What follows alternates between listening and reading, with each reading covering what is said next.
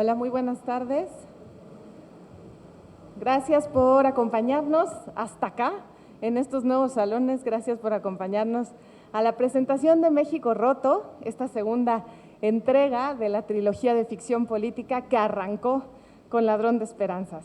Esta novela que nos pinta una república inexistente, completamente hecha desde la ficción, con un presidente completamente hecho desde la ficción, Antonio M. Lugo Olea, AMLO por sus iniciales, y que ya nos contará Francisco Martín Moreno de dónde le vienen todas estas ideas. Francisco Martín Moreno es un autor que ha estado en casa desde hace ya muchos años, que ha regresado a su casa en Alfaguara con toda su biblioteca, cosa que nos pone muy contentos. Allá afuera, queridos lectores, está la biblioteca completita y faltan, pero es para dejar abriendo boca, querido Francisco, con nuevas portadas. Y el día de hoy pues vamos a dedicarle un ratito a este México roto. Francisco, bienvenido a la feria, bienvenido a tu casa, que es Alfaguara, y pues arráncate que yo aquí te acompaño. Muchas gracias, querida Mayra. Bueno, cuando estaba esperando hace un momentito que abrieran la puerta para entrar, no pude evitar lo que me pasó en la última feria del libro, cuando llegué precipitadamente al aeropuerto capitalino de la Ciudad de México y entré con cierta violencia y sí creo que le cerré el paso a un paisano y a la hora de sacar el boletito, él estaba del otro lado en paralelo a mí, me lanzó el peor insulto que me han hecho en mi vida. Nunca creí que alguien tuviera semejante capacidad para ofender. Bajó la ventanilla y me gritó diputado. Digo, con esto les digo todo, ¿no? Yo entonces bajé la ventana y en represalia le grité senador. Y entonces, como vi que tenía mucho sentido del humor, nos dimos un abrazo y ya cada quien entró a su lugar, pero lo que no podemos perder los mexicanos jamás es el sentido del humor. Bueno, ¿por qué le puse a México? ¿Por qué le puse México roto al libro? Gracias también al oportuno, eficiente e inteligente consejo de Mayra, porque yo estoy convencido que el presidente de la República está roto por dentro. Y solamente quien está roto por dentro puede dedicarse a romper todo cuanto le rodea. Y él está cumpliendo precisamente con este objetivo, romper todo lo que le rodea, y lo está rompiendo, ¿no? Entonces, yo pienso que en la historia de México hemos tenido presidentes traidores como Antonio López de Santana, presidentes dictatoriales como Porfirio Díaz, presidentes asesinos como Victoriano Huerta, y presidentes frívolos, todo lo que ustedes quieran, pero nunca habíamos tenido un presidente cruel. Nunca le hemos visto que se retrate en un hospital con los niños moribundos, enfermos de cáncer, porque no hay medicamentos, porque no hay quimioterapias, ni hemos visto que se duela porque él tiene que abrir las compuertas de una presa y que van a inundar un pueblo. Tampoco vemos que se duela por los 700,000 muertos que ya van. No es cierto que llevemos 300,000, porque los 5 exsecretarios de salud dijeron que llevábamos, habría que multiplicarlo por 2.5. Entonces está roto, no le duele que se hayan ido a la pobreza 6,5 millones de mexicanos que estaban antes en la clase media y que no pudieron pagar ni el coche, ni la hipoteca, ni la renta, ni la colegiatura, y se tuvieron que ir a la pobreza por falta de empleo, porque quebraron 1,5 millones de empresas, y sin embargo no le duele. Pero yo aquí me pregunto algo, ¿dónde termina? Porque no creo en las culpas absolutas. Entonces, ¿dónde termina la responsabilidad política, la responsabilidad histórica, social de AMLO, y comienza la responsabilidad de la nación? Una nación que en el año 2018 le entregó al presidente Lugo Olea, bueno, en mi novela AMLO, le entregó 30 millones de votos. cuando Peña Nieto recibió 18, y además le entregaron el Congreso de la Unión, la mayoría calificada, y además 19 congresos estatales. Y ahora en el 2021 ya no le dieron la calificada, pero sí le dieron la mayoría simple, la mayoría absoluta. Y claro, pues y además le dieron de 15 gobernaturas, le dieron 11 gobernaturas. Entonces, yo creo que hay un momento donde termina la responsabilidad de él y comienza la responsabilidad de la nación, ¿no? Pero bueno, la novela comienza con un sueño espectacular para mí, que me divertí mucho escribiéndolo. Es un sueño que tiene Martinillo, que está en la noche descansando y tiene de repente un sueño, no una pesadilla. Sueña que el presidente AMLO perdió la revocación del mandato. Sueña que el presidente AMLO, derrotado, se fue a vivir a su rancho en Tabasco, que como todos ustedes saben se llama, no le puse yo, le puso La Chingada. Sabe que está en su rancho, pero curiosamente en sus sueños, en sus fantasías, sueña que, cosa muy curiosa, ¿no?, que se inaugure el aeropuerto internacional de la Ciudad de México, el que él canceló, y sueña con que ve las colas de los aviones de British Airways, Singapore Airlines, Japan Airlines, Lufthansa, Air France, todas las líneas aéreas del mundo están ahí, y llueven en su sueño los yenes, los yuanes, los dólares, los euros, una catarata de divisas le llegan al presidente, le llegan a nuestro país, una expansión brutal porque nos convertíamos en su sueño en el ombligo del mundo. Y entonces llegaba dinero de Canadá, llegaba dinero de los Estados Unidos, llegaban cantidad enorme de mercancías de Sudamérica, de Europa, de Asia. Éramos el ombligo del mundo en su sueño, ¿no?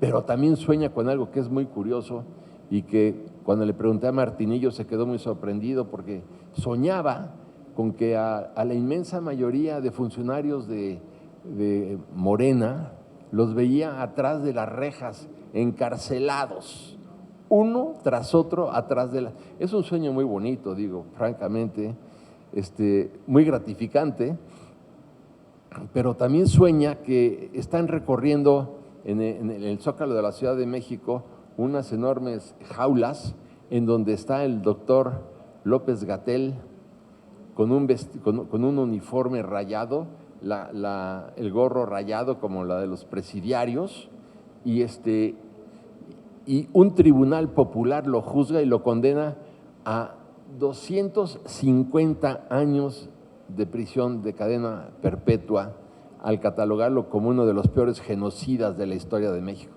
Porque no es cierto que de 1910 a 1920, según el censo del 10 y el censo del 20, hayan desaparecido en la Revolución Mexicana 1 millón de personas en la Revolución. Si suman ustedes todas las batallas, la de Torreón, la de Zacatecas, las que ustedes quieran, no hay manera de que haya habido 1 millón de muertos. Sí hubo 500,000 muertos por la influenza española, sí hubo muchísimos muertos también en la Revolución, a lo mejor 250,000, pero muchos también se fueron del país. Entonces, los muertos que llevamos ahorita ahora 700,000 muertos, son más muertos que todos los de la Guerra de Independencia de México, más que la Revolución Mexicana y más que la Rebelión Cristera. Bueno, entonces, pero concluyendo en el sueño de Martinillo, sueña él, ve a AMLO en su rancho meditabundo y dice, es que ya hasta los pobres me odian, porque él dijo que los pobres eran como animalitos, mascotas a las que había que alimentar porque no sabían valerse por ellos mismos. O sea, los pobres eran animalitos, hasta ellos ya. Y entonces cuando piensa, y aquí concluye su sueño, piensa que lo que es muy curioso, que lo mejor que le puede pasar es pedirle asilo a Nicolás Maduro para asilarse en Venezuela. Y ahí termina el sueño hasta que su esposa lo despierte y le dice, ya es hora de que te levantes, zángano. Y se despierta entonces Martinillo. Ese es uno de los sueños. Hay otro sueño este no es sueño, este es pesadilla del presidente AMLO, en donde él está en Palacio Nacional. Son dos sueños que tiene la misma noche. En la primera parte de su sueño, él está durmiendo en la calle, en la esquina del Palacio Nacional, en Corregidora, donde está la calle de Corregidora y el Zócalo, casi enfrente de la Suprema Corte de Justicia, en el primer piso, y pues está dormido y de repente sueña con que llega el general Winfield Scott. Winfield Scott fue el general en jefe del ejército de los Estados Unidos que tomó posesión de Palacio Nacional el 14 de septiembre de 1847. Y entonces, y se fueron 10 meses, bueno, 9 meses después, en junio del 48, los norteamericanos finalmente se fueron del país después de firmar el Tratado de Guadalupe Hidalgo. Pero eso no es el punto es que sueña que el general Winfield Scott lo sacude por las solapas con el ánimo de largarlo de ahí. Ahí había pernoctado Winfield Scott durante 9 meses y se despierta muy sobresaltado, toma agua y se vuelve a dormir, y entonces sueña con otra cosa, todavía como una pesadilla peor. Sueña con que lo mismo que le pasó al general Manuel Noriega, que era presidente constitucional de Panamá, cuando llegan las tropas de los Estados Unidos a Panama City y lo arrestan las tropas, los Marines de los Estados Unidos, y se lo llevan preso a los Estados Unidos, al presidente de Panamá se lo llevan preso en la vida real. Y él sueña que le pasa lo mismo, él sueña que está dormido y que los Marines llegan, lo sacuden, lo esposan y se lo llevan y nadie lo defiende. Pero lo mejor del sueño es que Beatriz, en mi novela Brigitte, no lo despierta y ve que se retuerce como una víbora en comal y disfruta la pesadilla de su marido, ¿no?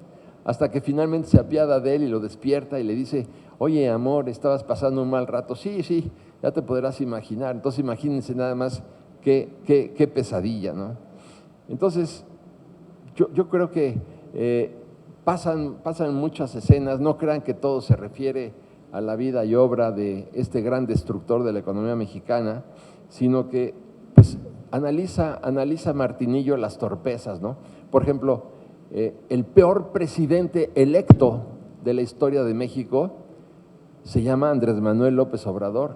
Antes de tomar posesión del cargo como presidente de la República, lo cual era ilegal, canceló la construcción del aeropuerto de la Ciudad de México, que significaba el arribo de 80 millones de pasajeros. Según la IATA, cada pasajero iba a dejar $1,000. Estamos hablando de 80,000 millones de dólares para México, más otros 40,000 millones de dólares por la carga que venía de todas partes del mundo. Imagínense, 120,000 millones de dólares. La cancelación costó 330,000 millones de pesos, más de lo que hubiera costado terminarlo. Pero eso no fue lo peor. Junto con todo, las empresas mexicanas que tienen acciones que se cotizan en Wall Street en los Estados Unidos, en ese mismo día perdieron 17,000 millones de dólares. Nunca nadie había lastimado tanto la marca México, que todos tenemos que preservar. Entonces, como si esto fuera insuficiente, decide hacer una refinería en Dos Bocas para gastarse 12,000 millones de dólares en la refinería. Para cuando la termine, son las grandes paradojas de la historia. Estamos hablando de que 70% de los automóviles serán eléctricos. Entonces, ¿para qué hacer una refinería cuando todos los futurólogos dicen y establecen que las gasolineras van a desaparecer? Porque no va a haber gasolineras. ¿Por qué? Porque ustedes, al llegar a su casa, conectarán su automóvil a la pared, como si conectaran su celular, se van a cargar las pilas del automóvil y asunto que se acabó, no va a haber gasolina. Entonces, ¿para qué nos gastamos 12,000 millones de dólares en lugar de invertirlos en la pequeña y en la mediana empresa? Hay que ver, por ejemplo, British Petroleum Company, esta compañía tan gigantesca de petróleo, ya se dio cuenta de esto. ¿Y en qué cree que están invirtiendo? En las energías limpias. Son los productores, fabricantes de energías limpias y baratas, como son los aerogeneradores, como es la energía solar, como es la energía marina. Esto es lo que está haciendo la British Petroleum. Sigue, claro, con la refinería de gasolina, porque no se han acabado los automóviles de explosión interna, pero lo importante es que están invirtiendo en eso porque saben perfectamente bien que el futuro es eso. Yo me pregunto, ¿acaso hay algo más barato que el viento para generar electricidad? Pues claro que no. ¿Acaso hay algo más barato que el sol que sobra en este país? No. Vamos entonces a consumir combustóleo o carbón, que son energías fósiles, carísimas y altamente contaminantes. 1 kilowatt, dice mi personaje Martinillo, de la CFE cuesta 2,400 pesos. 1 kilowatt con energía eléctrica eólica cuesta 400. Las tarifas eléctricas domésticas iban a desplomar igual que las tarifas industriales. Entonces, a donde voy es que pues la mayoría de las personas, digo mayorías porque tienen 60% de aceptación todavía el presidente, o no entienden lo que acontece, y si lo entienden no les importa. Entonces, esto es muy preocupante de cara al 2024, porque estas personas que tienen alguna esperanza todavía en lo que puede suceder, están profundamente equivocadas. A mí me llama la atención que si pudiéramos poner una cámara en muchos hogares mexicanos humildes y no tanto, veríamos cómo el padre ya murió a lo mejor de COVID, la madre está desesperada porque antes podía dejar a los pequeñitos en las estancias infantiles y ahora ya no los puede dejar en las estancias infantiles porque se cerraron, por lo tanto ya no puede trabajar, ya no tienen ingresos familiares, y al no tener ingresos familiares empieza pues un fenómeno de desesperación social, y sin embargo no baja la calificación del presidente de la República. Yo creo que es muy fácil controlar a un país de reprobados. Y un país de reprobados porque tenemos 60 millones de mexicanos hasta ahora, bueno, 66 en realidad, sepultados en la pobreza. ¿Por qué están en la pobreza? Porque no saben hacer nada. ¿Y por qué no saben hacer nada? Porque falló la educación y porque falló la economía. Y lo que dice mi personaje, ¿qué ustedes creen que nunca nos iban a cobrar la factura? 60 millones de mexicanos marginados, desesperados, donde ni siquiera en muchas ocasiones tienen siquiera agua potable y tienen que caminar muchos kilómetros para traer una cubeta con agua potable. ¿Nunca nos iban a cobrar la factura? Claro que nos iban a cobrar la factura, precisamente porque la mayor parte es una sociedad pues muy egoísta. Pero me pregunto, y se pregunta mi personaje, ¿cuándo se extravió México? ¿Cuándo? Y entonces, en una reflexión a fondo, él dice, cae en cuenta de que en el Imperio Azteca existía el Calpulli, y el Calpulli, que era una organización educativa y social, por definición necesitaba tener escuelas. En cada Calpulli tenía que haber 1, 2 o 3 escuelas.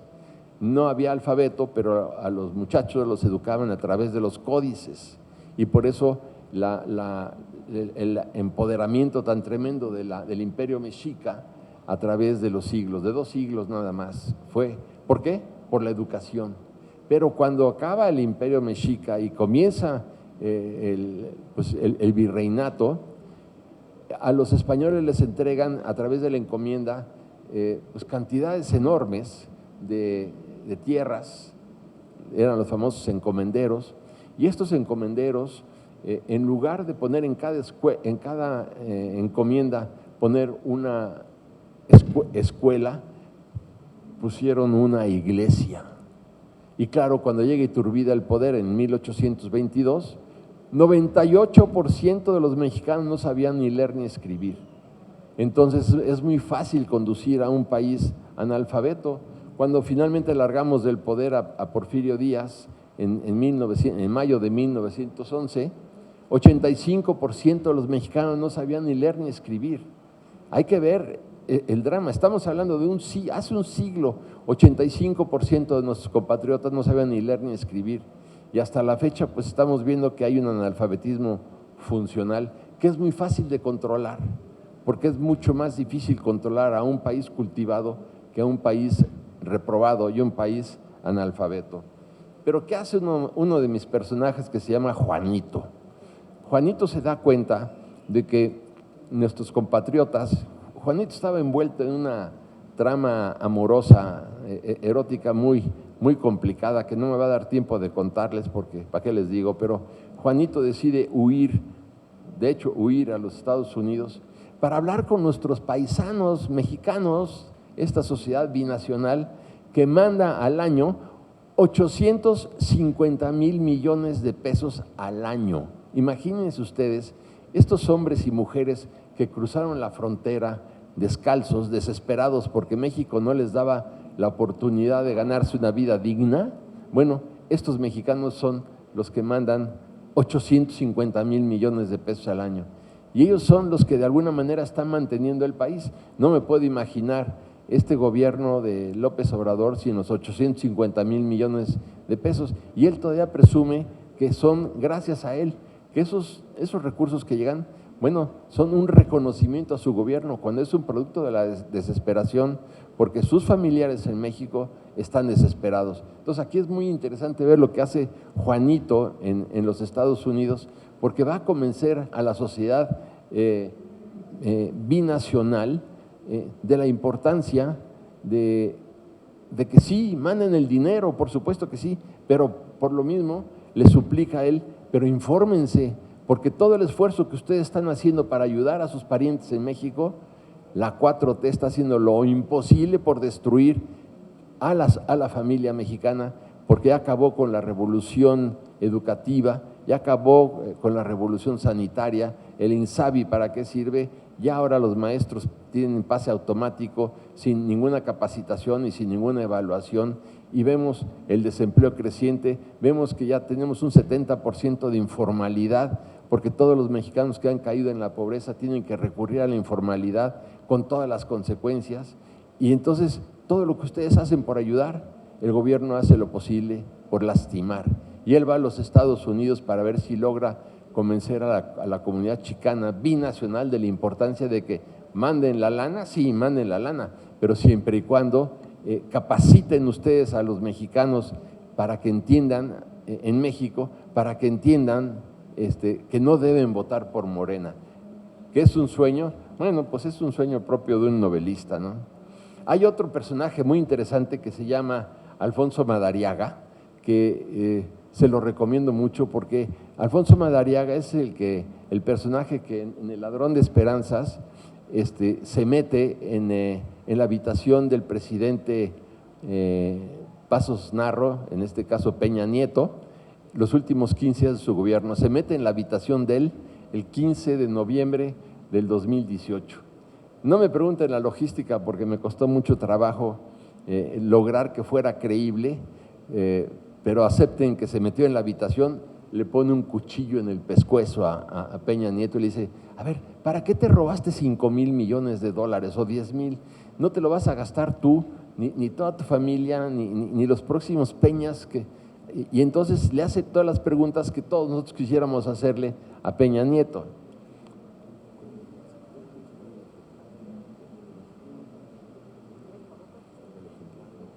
Aquí está, sí, creí que estaba vacío. Entonces, este mismo Alfonso Madariaga, ya en México Roto, tiene un protagonismo sensacional porque él es un súper financiero que vive en Nueva York, es dueño de una casa de bolsa, tiene acciones en los bancos, es un potentado. Y dice, eso de que van a encarcelar a toda la mafia del poder, ya no me la trago, ya estoy harto de los bandidos. Y él decide entonces investigar a los bandidos con toda la información financiera que él tenía de sus colegas en los bancos, de la que él mismo tenía, de los trusts, fideicomisos, inversiones y bienes muebles, bienes inmuebles. Y entonces escoge al primer presupuestívoro, al primer bandido, al primer ladrón de los ahorros de los mexicanos, y fue una verdadera maravilla porque le manda una carta donde le dice, estos son sus bienes, estos son sus estados de cuenta, estos son sus tarjetas de crédito, estos son los nombres de sus hijos, este es su departamento en Manhattan, este es su departamento en Brickell, en Miami, este es su piso en Madrid, etcétera, etcétera. Y le dice, le voy a dar a usted exactamente 30 días para que regrese este dinero, no al gobierno, porque si se lo regresa al gobierno se lo van a gastar en la refinería, en el tren, en el aeropuerto. No, quiero que se lo dé a estas 50 asociaciones civiles mexicanas, que es lo que a mí me importa. Este dinero debe ser para las asociaciones filantrópicas, el niño con cáncer, la mujer golpeada, todo esto. Si usted en 30 días no devuelve el dinero, voy a publicar esos estados financieros en los periódicos. Y si después de que los publiquen los periódicos, aún así usted no devuelve el dinero, entonces lo voy a matar. No les puedo contar qué sigue, pues no van a leer la novela, pero digo, el planteamiento es ese, ¿no? Entonces imagínense ustedes que esto se sabe y lo sabe también el expresidente Peña Nieto en Madrid y caen en pánico. ¿Qué tal que este hombre también sabía las fortunas inconfesables de él y de Videgaray y todos estos rufianes del PRI? Y entonces dice, entre ellos dicen, ¿y qué tal que también saben lo nuestro? Si se publica eso, pues vamos a crear un caos en nuestro país. Imagínense ustedes nada más el problemón en el que nos metemos, ¿no? Y entonces ven ustedes cómo Villagaray, que es no Videgaray, sino Villagaray, le grita al presidente, compórtate como presidente, no te pueden de ninguna manera descubrir tus fondos porque están cifrados y después en cifrados nadie sabe más que tú, yo ni siquiera sé cuáles son las claves, soy ya tranquilo. Y le dice Peña, ¿y qué tal? ¿Qué tal que él revela los pactos de impunidad de tal manera que o me das el dinero o yo voy a publicar o te voy a pedir que des todos los datos de López Obrador con los cuales tú lo estás chantajeando? ¿Por qué razón, le pregunta, ¿no? ¿Por qué razón no metes a la cárcel a Peña Nieto ni a Videgaray?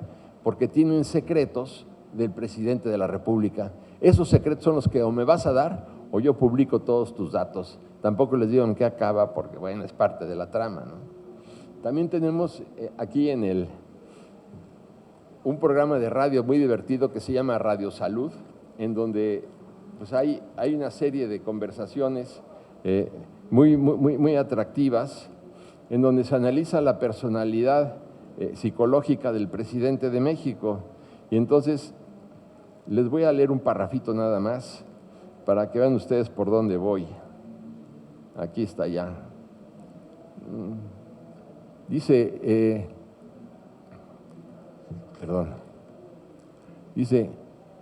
efectivamente, interrumpió Rosa María, la psiquiatra, dice, muestra AMLO una clara personalidad narcisista.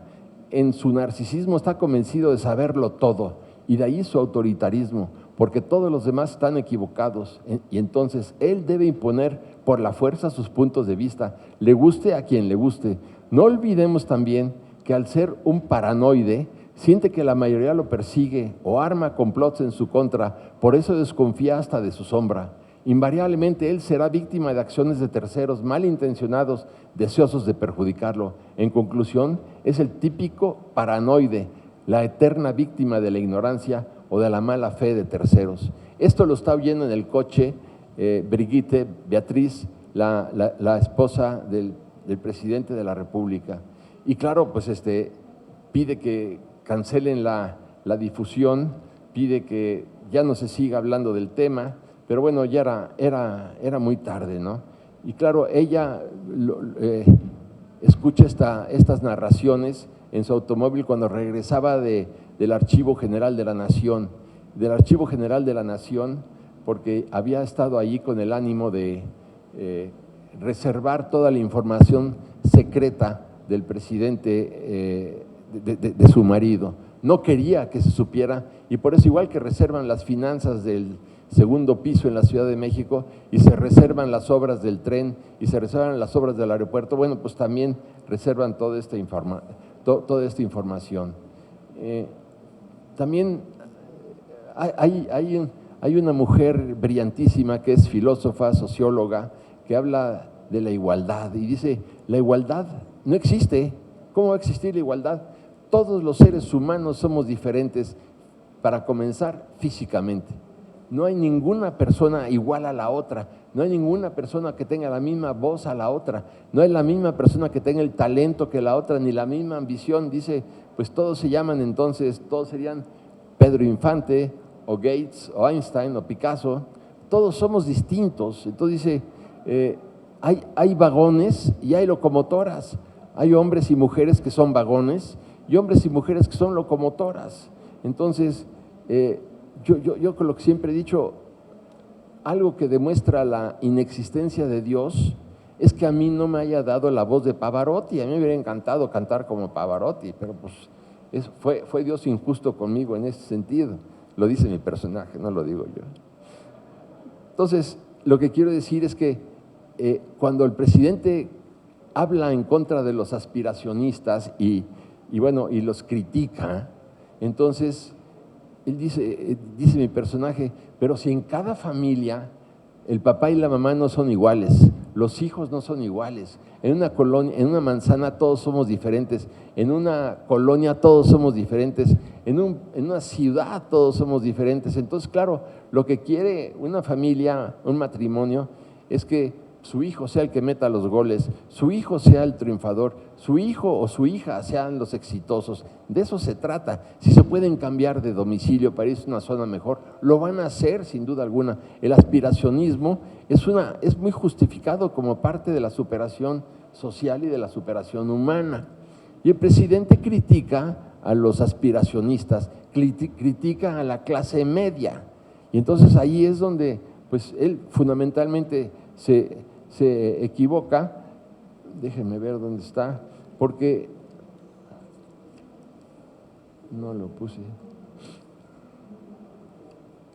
Se equivoca porque él, después de criticar a los aspiracionistas y de él vivir en condiciones terribles en Tepetitlán, allá en Tabasco, ahora vive en un palacio con todos los lujos. Entonces, ¿en qué quedamos? El aspiracionismo de haber nacido en condiciones terribles y muy lamentables de pobreza, hoy vive en Palacio Nacional con 70 ayudantes.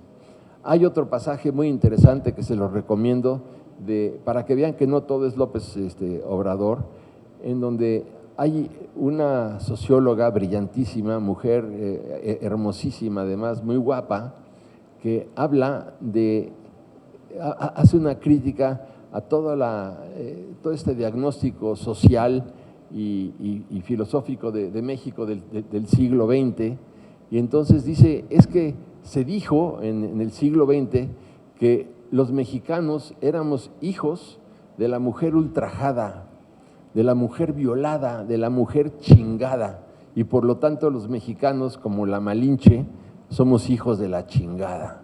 Ella dice, de ninguna manera los mexicanos somos hijos de la chingada, pero ¿de dónde sacan eso, no? Esta castración social, educativa, es una manipulación terrible para impedir el desarrollo de México. Hay que cambiar la narrativa, esta narrativa castrante y depresiva de muchos filósofos mexicanos de la mitad del siglo XX. Para que vean, ¿no? Digo, es todo un esquema distinto. Hay otra parte donde López Obrador, o Lugo Lea en mi novela, cuando se está ahogando en Tepetitlán, sus amigos lo rescatan del río porque estaba ya prácticamente ahogándose, y su madre le dice, hijo mío, te salvaste gracias a que fue una inspiración divina. Dios no quiso que te murieras porque te tenía reservada una misión en la tierra. Y entonces él se siente, sí, efectivamente un elegido, un iluminado, y aquí está parte de sus plegarias que él tiene en Palacio Nacional cuando dice, Dios mío, vine, Señor mío, a cumplir la misión divina que tú me encomendaste. Soy tu hijo devoto, no me abandones en este momento cuando más requiero de tu misericordiosa compañía y de tu sacratísima comprensión.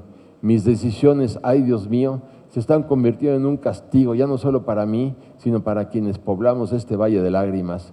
Padre mío, no me abandones cuando vengo a rescatar a mi pueblo del hambre, de la miseria y de la pobreza. Soy el Mesías de los desamparados. Tú mismo me indicaste este camino y me nombraste tu representante aquí en la tierra, en México, para ayudar a mi gente. Sé que me amas y no vivo fuera de tu voluntad ni cometo pecados, y cuando los he cometido me has perdonado, igual que yo he perdonado hasta los peores delincuentes existentes en el país, como el hijo del Chapo, incluidos los secuestradores, los descuartizadores, los masacradores, los violadores y los pederastas, para ya no hablar de los delincuentes de cuello blanco, unos lactantes al lado de la mafia organizada. No te he fallado, he adorado a Jesucristo, tu Hijo. Es más, mi hijo mortal también se llama Jesús. Lo sé, que la paga del pecado es la muerte y estoy dispuesto a enfrentarla siempre y cuando me hagan un hemiciclo igual al de Juárez, porque tú conoces mis penas y mis alegrías mejor que nadie. Por eso te pido, concédeme lo que tanto te he pedido, el bienestar de mi gente. Son plegarias de él, ¿no? Pero hay otro capítulo muy interesante que es el del coronavirus, donde dos personajes hablan de que si el coronavirus fue intencional o no fue intencional en China, en el mercado húmedo de Wuhan. Estas son las preocupaciones de él. Si descubrieran el presidente Biden que fue intencional, discuten entre ellos, ¿qué seguiría? ¿Qué seguiría si se supiera que los chinos intencionalmente crearon este virus para infectar a la humanidad, que se desplomaran las bolsas de valores, ellos que estaban llenos absolutamente de yuanes, compraran las acciones regaladas en las bolsas de Europa y en las bolsas de los Estados Unidos? Y entonces, ¿cuál será la represalia de Occidente? Una guerra bacteriológica para acabar con los chinos, y los chinos harían otra, ya no con el COVID-20, sino con el COVID-1000. Cuidado. Entonces, son temáticas que están en la novela que, bueno, a mí me parece que son muy interesantes, como también es interesante conocer cuál es la posición del presidente Biden. Biden está inmóvil en este momento porque sabe que lo que más le importa para ganar las elecciones dentro de un año, elecciones intermedias en los Estados Unidos, es controlar el fenómeno migratorio. Él lo entiende a la perfección y por eso tiene que aceptar y resignarse a muchas de las políticas, porque si él enfrenta al presidente AMLO, lo que va a suceder es muy sencillo, sin duda alguna. Lo que va a suceder es que va a abrir la puerta del Suchate el presidente AMLO y va a haber una invasión de inmigrantes en los Estados Unidos, con lo cual el Partido Republicano lo va a hacer pedazos. Este chantaje, que es muy atractivo desde el punto de vista diplomático, lo está cumpliendo con mucho éxito el presidente Lugo Lea.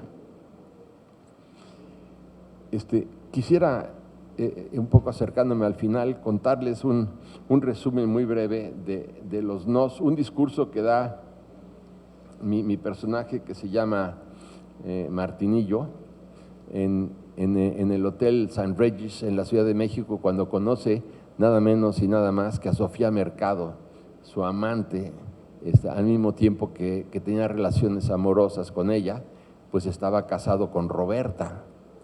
Y entonces les cuento lo que pasa.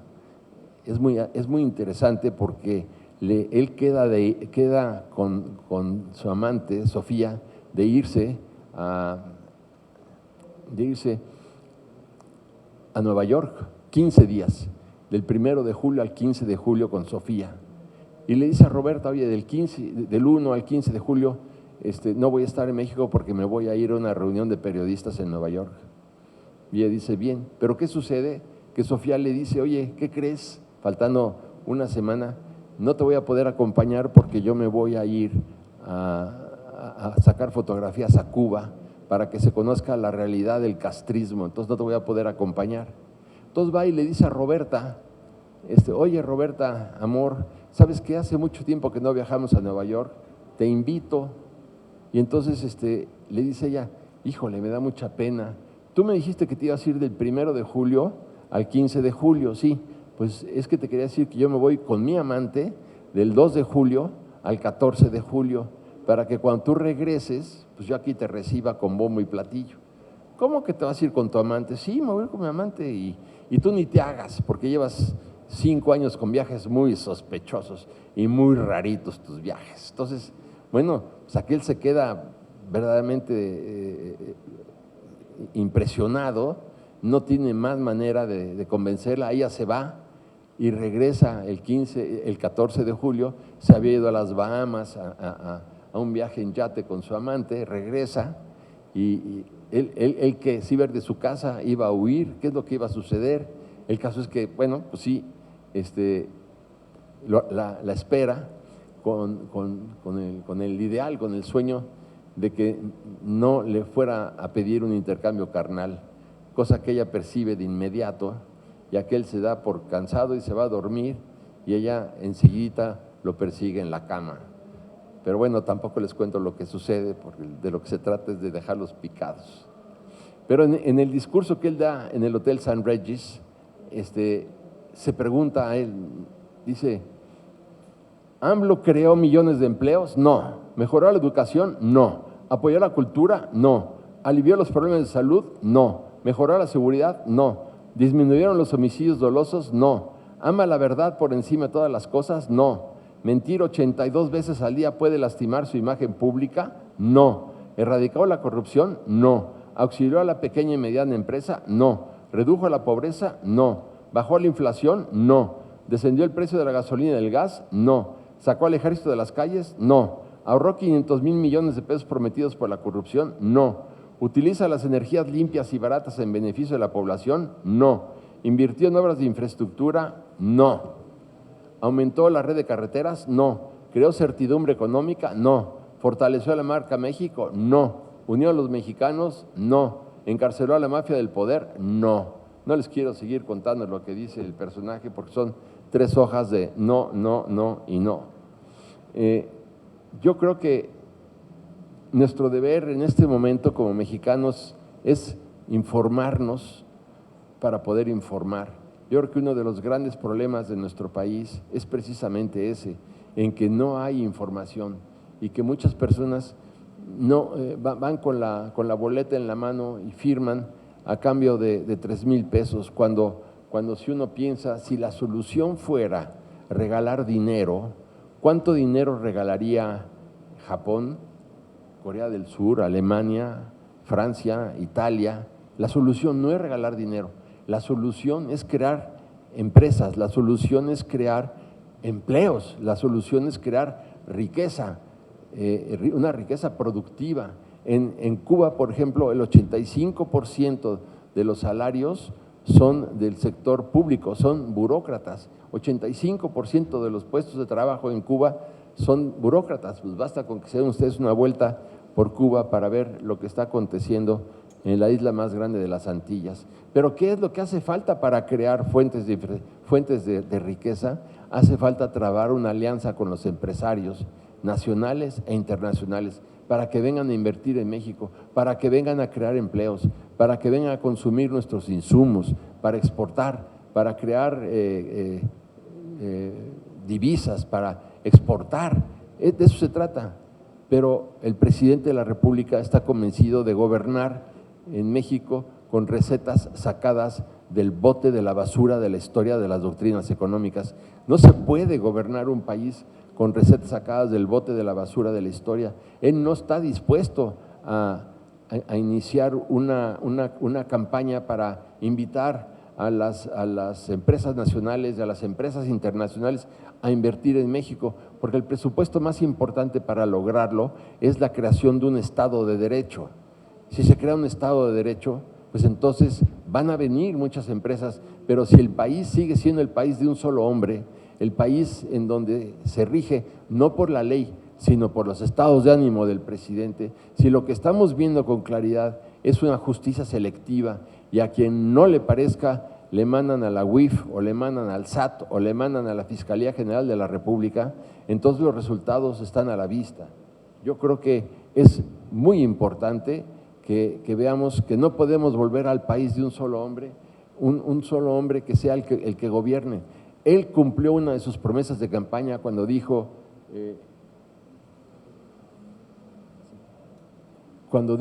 váyanse al diablo con sus instituciones. Y por eso está mandando al diablo a las instituciones, por eso está en contra del INE, por eso está en contra del INAI, por eso está en contra del Banco de México, por eso está en contra de las instituciones democráticas que son garantes de la libertad en este país. Entonces, por eso es tan preocupante lo que está ocurriendo en México, y de ahí que sea tan vital que informemos a lo que está sucediendo. La mayor parte de la gente no entiende lo que significa que manden como gobernadora del Banco de México a una mujer que podría estar muy capacitada en el área financiera, pero no tiene experiencia monetaria, no cumple con los requisitos establecidos por la ley orgánica del Banco de México. Ese es el problema. Y claro, allá va, igual que nombran a una mujer, y no tengo nada en contra de las mujeres, yo lo que quiero es que las mujeres lleguen al poder, porque los hombres ya nos cansamos de ser el ridículo. Pero lo que propongo, por ejemplo, el caso de la Comisión Nacional de los Derechos Humanos, mandan a la señora Piedra que escribe su nombre con faltas de ortografía. No se vale. Yo creo que a los puestos importantes de este país tienen que ir los más capacitados, pero los más capacitados que ya renunciaron les ponen una ley en donde ya no pueden trabajar en su profesión, en su especialidad durante 10 años. Ahorita quiero ver al exsecretario Herrera, experto en finanzas, que ya no va a poder trabajar en el sector financiero a partir de ahora que ya no va a ser el gobernador del Banco de México. Entonces, yo creo que una de las razones es tomarnos de la mano a los mexicanos y sobre todo exigirle a nuestros diputados lo que están haciendo. Cuando yo pregunto cuál es el nombre de tu diputado, pues nadie sabe cuál es el nombre del diputado, y si le llamaran al diputado para decirle, oye, ¿por qué votaste esta ley de la prisión provisional? Pues nadie le pide cuentas a los diputados de lo que hicieron. Los diputados hacen lo que se les da la gana y muchas veces ni siquiera nos contestan el teléfono, salvo cuando viene el periodo de reelección. Pero ¿cómo vamos a reelegirlos si ni siquiera sabemos lo que hacemos o nos lo imaginamos, ¿no? Yo creo que tenemos que sacudir de las solapas a la nación lo más rápido posible, porque lo que se nos viene encima es este proceso de reconstrucción de la nación que va a ser muy difícil. A ver, de repente, ¿cómo vamos a controlar a los narcotraficantes que están acostumbrados a hacer lo que se les da la gana? ¿Cómo les vamos a decir a los niños que ya no hay dinero? Estos jóvenes que ni estudian ni trabajan. ¿Cómo vamos todos estos planes supuestamente asistenciales del presidente, que son nada más dedicados a comprar voluntades electorales? Termino nada más leyéndoles un parrafito muy breve de las reflexiones que hace al final el presidente. Perdón.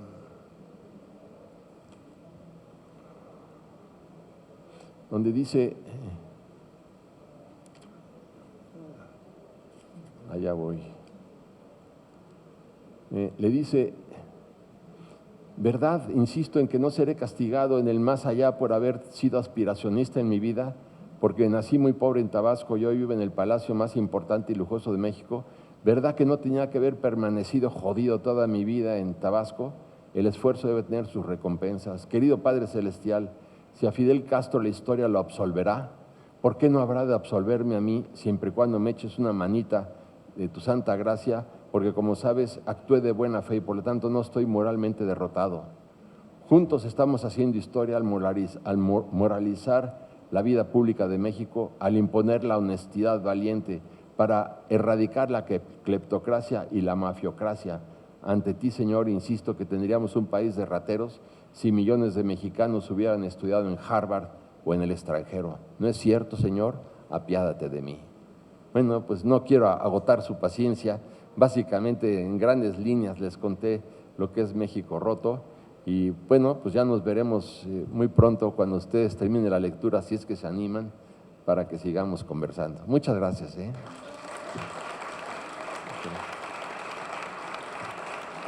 Ya estamos en tiempo y viene la siguiente presentación. Vamos a hacer la firma de libros en el área internacional, que es en el